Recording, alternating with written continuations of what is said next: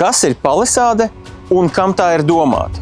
Palisāde ir multifunkcionāls betona elements, kas var kalpot dobes izveidēji, dažāda līmeņa pārējām vai arī sienas izbūvē. Palisādes, līdzīgi kā bruģis, var būt ļoti dažādas.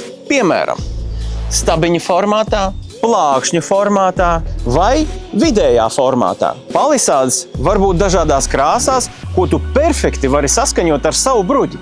Piemēram, vienkrāsaina palisāde, palisāde ar kolormiksu, kas ir kontrastēns, palisāde ar kolormiksu, kas ir maigs kolormiks.